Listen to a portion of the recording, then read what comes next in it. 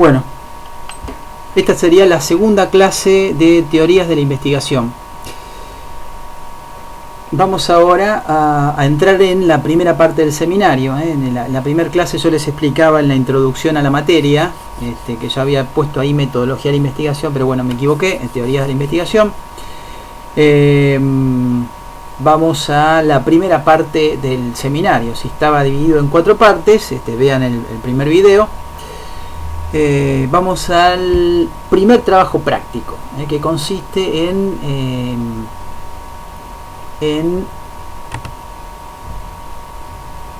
un práctico con una serie de consignas que reúna a 3 textos, que ya se los había puesto antes.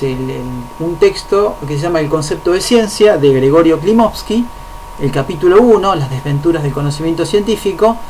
Otro texto es el de Ian Hacking, es un artículo, 50 años de la estructura. Se refiere a un texto se refiere al libro de Thomas Kuhn, La estructura de las revoluciones científicas. A los 50 años de la primera edición de la estructura de las revoluciones científicas. Y el capítulo 1 y 2 de Paul Feyerabend, Tratado contra el método. Hasta ahora puse solo el primero, después voy a poner los otros en la página. Fecha a determinar de ese trabajo. Bien.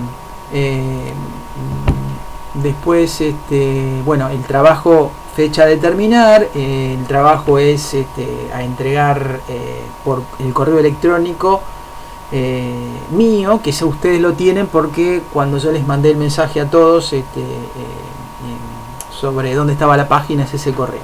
Bien. Trabajo escrito individual. Bien, vamos al primer texto. Estas preguntas que están acá no son las preguntas de ese práctico que hay que entregar para ser evaluado, sino son preguntas para una mejor, para una hermenéutica más fluida del texto, para buscar las cuestiones del texto que después en algún momento les voy a preguntar en ese práctico.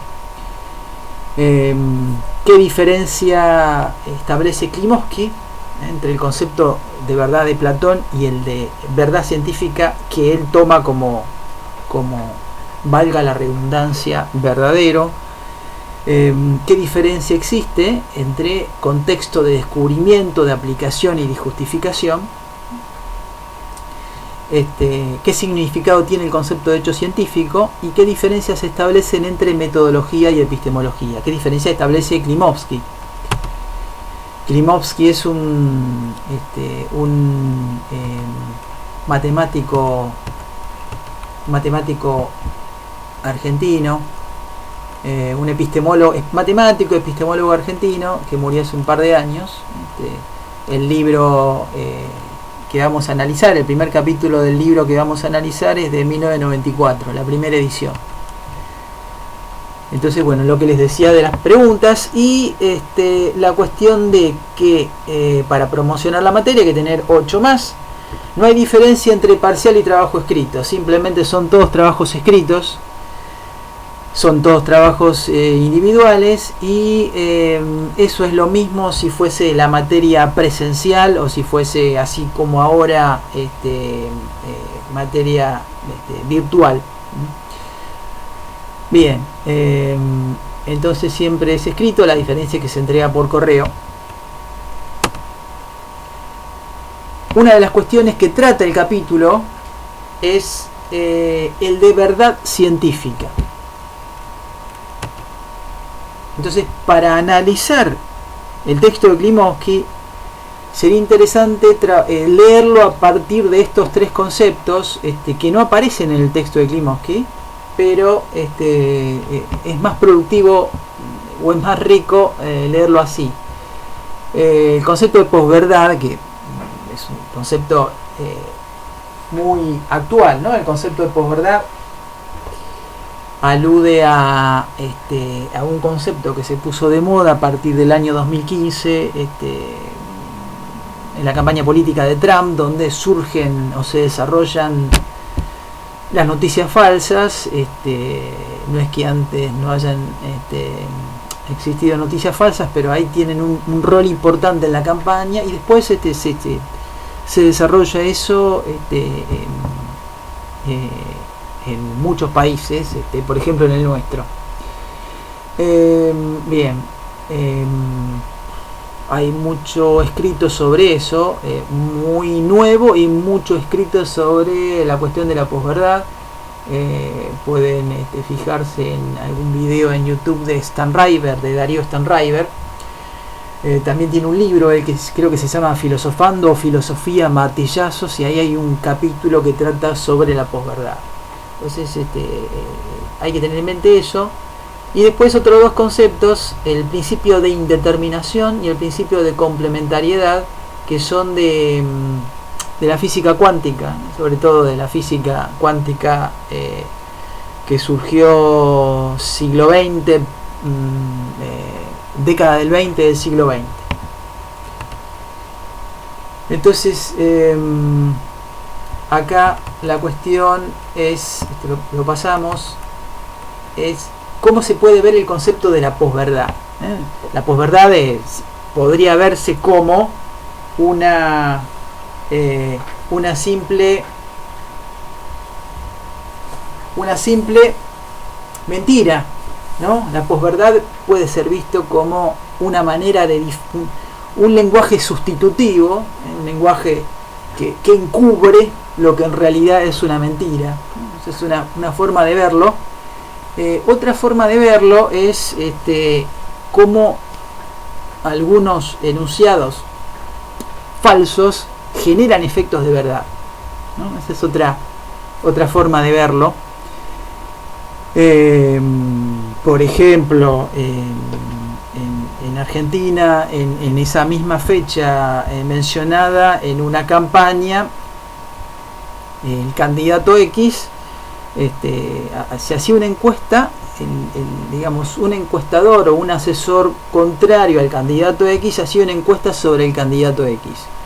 Entonces se le preguntaba a la gente si iba a afectar la intencionalidad de voto el hecho de que el candidato X tenga un padre que fue procesado judicialmente.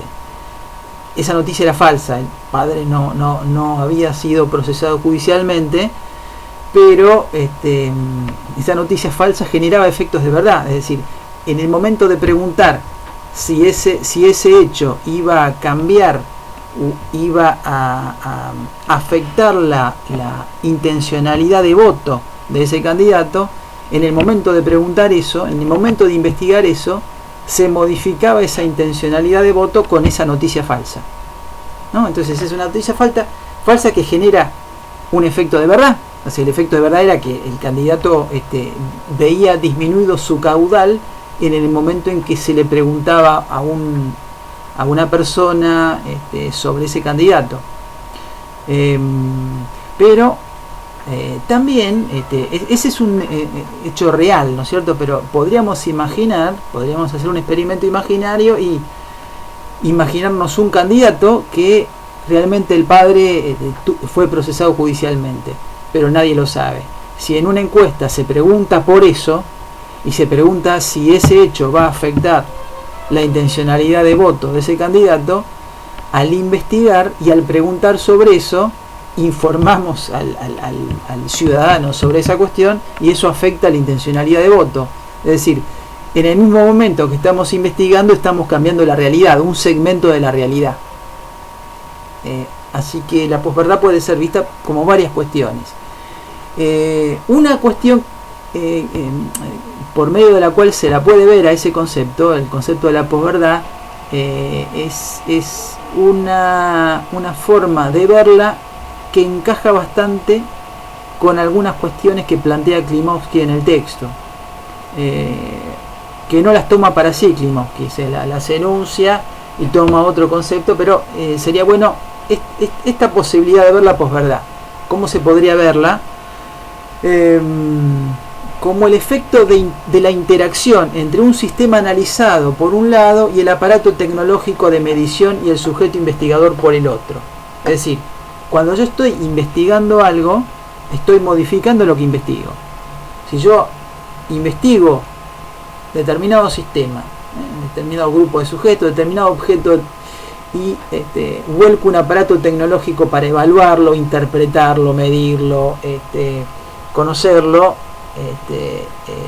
esa interacción entre el sujeto y el grupo de sujetos o el objeto que investiga, esa interacción afecta el objeto estudiado, que sería como el ejemplo que les acabo de mencionar. Es decir, si yo doy una noticia real pero que no se conoce, y la incluyo en la encuesta, estoy modificando el área de investigación que estoy encuestando. Entonces podría verse de esa manera. Entonces, ¿qué hace Klimovsky? ¿Por qué es importante este concepto de la posverdad para ver el texto de Klimovsky? Klimovsky, para trabajar la cuestión de la verdad, presenta un ejemplo que es el revelado de una fotografía. Este ejemplo imaginario es un fotógrafo revela una fotografía. Ese ejemplo que presenta es una probable modificación de un experimento imaginario ideado por el físico analista de partículas subatómicas Erwin Schrödinger, que en esa fecha, en la década del 20, crea este experimento imaginario por medio del cual en una caja hermética se encierra un gato y con una cápsula con un veneno y con un dispositivo por medio del cual uno no sabe si esa cápsula se rompió o no. Pero bueno, eso lo dejamos para otro momento. Y la idea es, o lo que trabaja acá Klimovsky es lo siguiente. Para Klimovsky, la verdad no depende del observador, no depende del investigador, ¿no? Entonces separa la cuestión de la verdad y la cuestión del conocimiento de esa verdad por parte del investigador. O sea, la verdad es previa o ya existe esperando al investigador si es que no se equivoca para investigar. O sea, la verdad es una cosa que está ahí antes de la investigación. Dice Klimovsky, en síntesis, es necesario discriminar entre la verdad y el conocimiento de la verdad, entre la falsedad y el conocimiento de la falsedad. La operación de establecer si una afirmación es verdadera o falsa pertenece al ámbito del conocimiento y es posterior a la comprensión del significado atribuido a los términos verdad y falsedad. Es decir, una cosa es la existencia de la verdad y la otra cosa es si la conozco o no, y otra cosa es qué procedimiento despliego para saber si tal afirmación es verdadera o no. Dice Klimovsky, cuando una persona fotografía algo, en una fotografía no por celular, sino una fotografía tradicional, esta fotografía, dice Klimovsky, puede salir nítida o distorsionada, ¿no? Antes de ser revelada, dice Klimovsky, una vez que se saca la fotografía va a salir nítida o distorsionada. O sea, la fotografía ya está nítida o distorsionada antes de que el fotógrafo conozca el resultado del revelado, ¿no? Una vez que se sacó, ya la fotografía está configurada, y cuando se revele la fotografía, el fotógrafo se va a enterar si está nítida o distorsionada. Entonces, Klimovsky utiliza este ejemplo como una analogía con el concepto de la verdad como algo independiente del conocimiento de la misma por parte del sujeto. Si el sujeto puede conocer o no la verdad, pero ya la verdad existe autónoma con respecto al sujeto investigador. La fotografía ya está nítida o distorsionada antes de que el fotógrafo se disponga a revelarla. El fotógrafo solo accede a esa verdad, pero la verdad ya está antes de que el fotógrafo despliegue su tecnología, o antes de que el científico despliegue la suya. La perspectiva de Klimovsky es discutible. Este mismo ejemplo puede ser utilizado para demostrar que la verdad, en la realidad, el orden de cosas depende del observador. Desde otra perspectiva, la fotografía estaría en un estado de animación suspendida. O sea, estaría nítida y distorsionada simultáneamente. Y la verdad se concreta cuando el fotógrafo observador reconoce el resultado del revelado. O sea, el fotógrafo define la realidad en el momento de revelar la fotografía. Decide ese segmento de la realidad que tiene que ver con la fotografía en el momento de revelarla. O sea, acá está la cuestión de que la interacción con el sistema investigado modifica ese sistema, ¿no? Esa sería la perspectiva que Klimovsky no utiliza. Él trabaja el concepto de verdad como algo autónomo e independiente del sujeto que investiga. El sujeto llega asépticamente a la verdad o se equivoca, pero la verdad sigue estando. En el otro caso, el sujeto interacciona de tal manera que crea la verdad, modifica la realidad. O sea, digamos, la otra perspectiva no tomada por Klimovsky sería que la fotografía no está ni distorsionada ni nítida hasta que el fotógrafo la vea y de alguna manera defina los componentes de la realidad.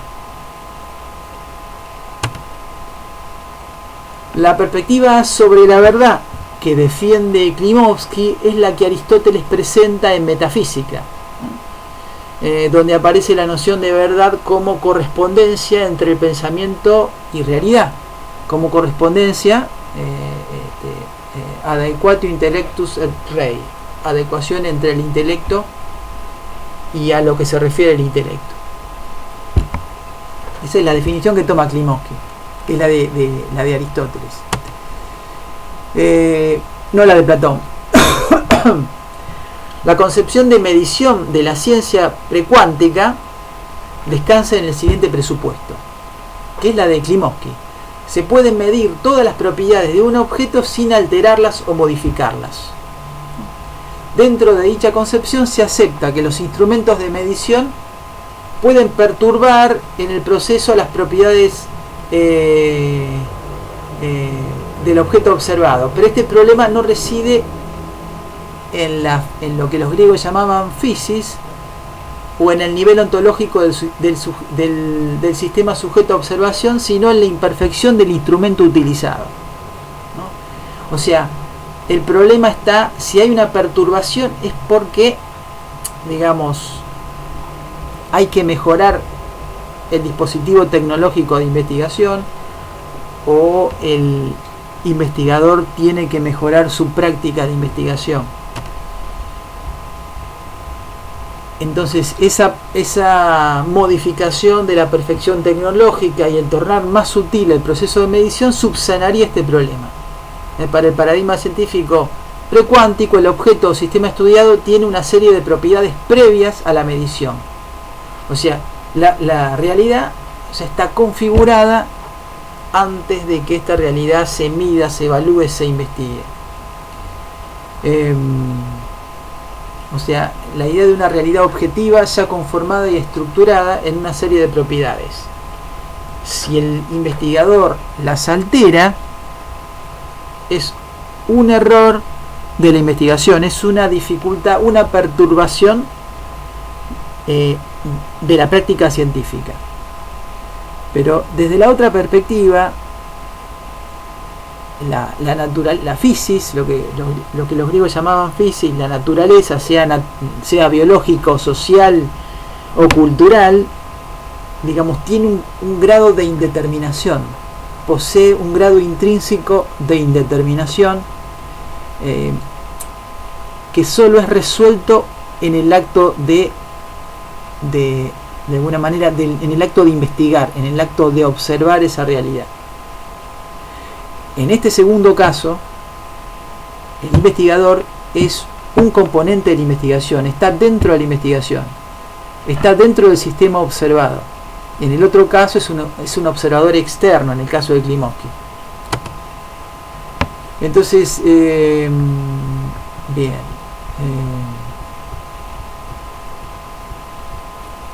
Lo que ya decíamos, ¿no? Esta diapositiva tiene que ver con lo que ya decíamos.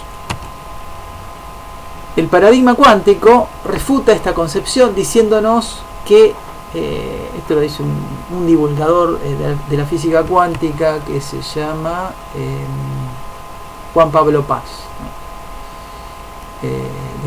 Después les doy la bibliografía, ahí no la anoté. Entonces, ¿qué dice Juan Pablo Paz? Es solo una ilusión, esta concepción que, por ejemplo, plantea Climaux, que es solo una ilusión que, si bien puede ser más o menos válida en ciertos casos, resulta falsa a nivel fundamental. ¿Qué quiere decir esto? Esta postura no implica una visión solipsista de la realidad, es decir, que la realidad solo depende del sujeto, de lo que vea o de lo que crea el sujeto. No significa eso, que el sujeto, lo que se le ocurra al sujeto, eso es la realidad, sino que la realidad es producto de la interacción de dos sistemas físicos diferentes: el objeto estudiado y el sujeto que está con su instrumento teórico, metodológico, tecnológico de investigación. Esta interacción es la clave, altera a ambos participantes y crea correlaciones entre ellos. El valor detectado de la propiedad medida surge de esa interacción y es el reflejo de esa interacción. No es algo que preexiste, sino que es algo que surge en la interacción. O sea, la realidad se define en la investigación. Entonces, esos valores de las propiedades del objeto sujeto a medición no existen antes de que el investigador los registre. O sea, el acto de registrar crea esas propiedades. ¿Y qué significa esto? Significa que precisamente ese principio de complementariedad establece que no se puede determinar simultáneamente todas las propiedades de la que está compuesto el universo. Esta situación no radica en una subsanable dificultad de precisión en el instrumento de medición, es una característica o limitación de la propia naturaleza. ¿Qué decía ahí? ¿Qué significa el principio de complementariedad? Que si yo mido la velocidad de una partícula subatómica en el ámbito de la física cuántica, no puedo medir simultáneamente la masa de esa partícula. Si mido la velocidad, altero la masa, y si mido la masa, altero la velocidad. Entonces, estoy configurando la realidad en el mismo momento de medirla. Si mido una cosa, altero la otra. Este principio elimina la falacia del observador como algo externo al sistema, ¿no? El pensar al observador como observando desde el ojo de Dios, observando desde una posición ahistórica, desde una posición neutral, desde una posición atemporal, eso sería, desde esta perspectiva, una falacia. Es decir, el observador está implicado, es un elemento más de la investigación. Él mismo se modifica en la investigación. Otra de las cuestiones que trata el texto de Klimovsky es la cuestión del contexto de descubrimiento y el contexto de justificación. En la historia de la ciencia se emplean, para analizar la historia, la evolución, el desarrollo de la historia de la ciencia, se emplean estos conceptos de contexto de descubrimiento y contexto de justificación. El contexto de descubrimiento trata sobre las condiciones en las cuales surge una teoría, una disciplina, un invento, una hipótesis. En qué condiciones culturales, sociales, históricas surge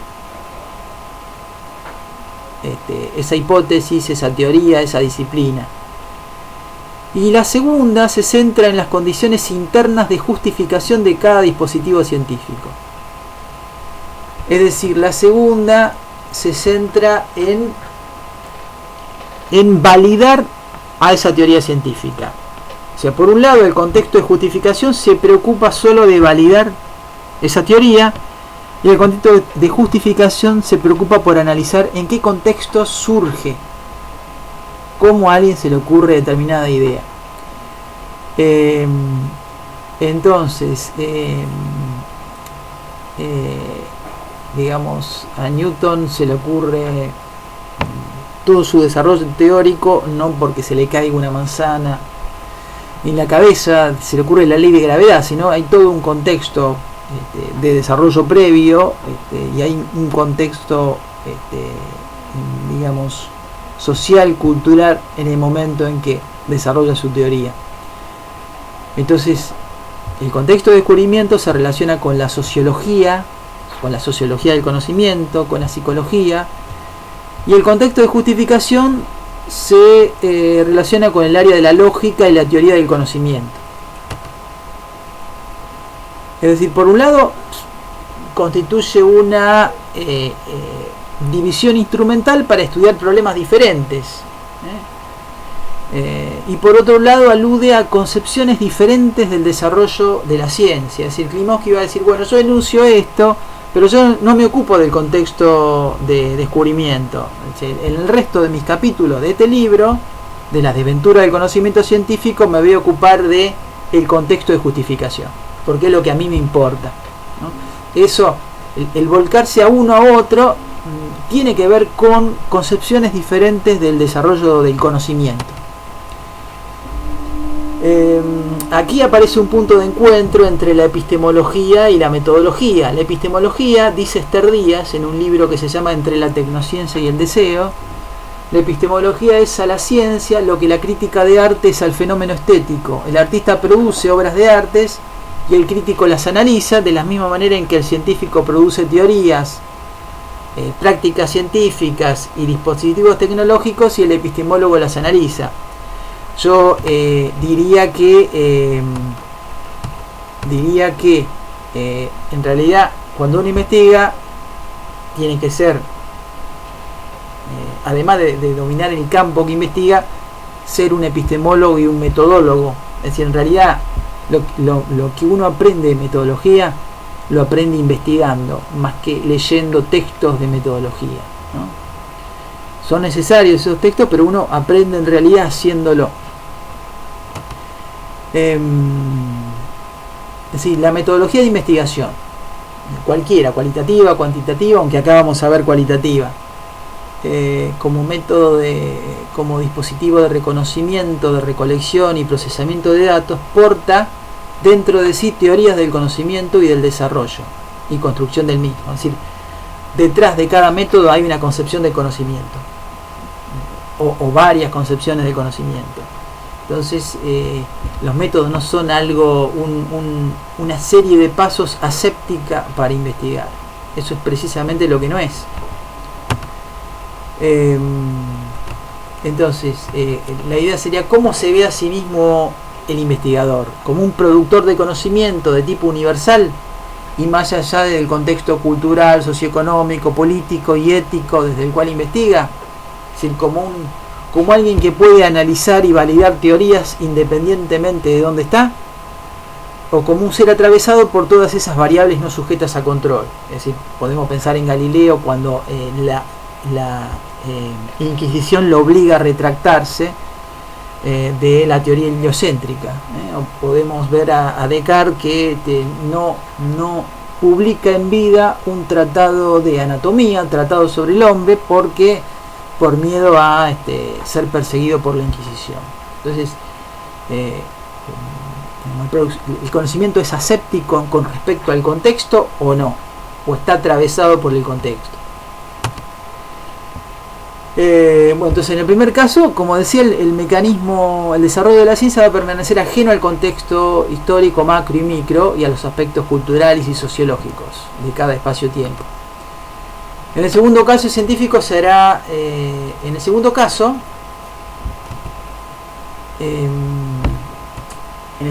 el científico se hará cargo de la responsabilidad moral, el origen epocal dice Esther Díaz, la responsabilidad moral, el origen epocal, contingente, sesgado, interpretativo y atravesado por lo político, social de ese conocimiento. Es decir, está la dimensión ética, la dimensión moral de lo que estoy investigando. Bien. Entonces, esta sería la segunda clase. Este tipo de cuestiones tienen que ver entonces con el primer texto a leer, y haremos lo mismo con los otros dos textos, y después les voy a dar la consigna para trabajar esta cuestión de la epistemología. Bueno, esto ha sido todo. Hasta luego.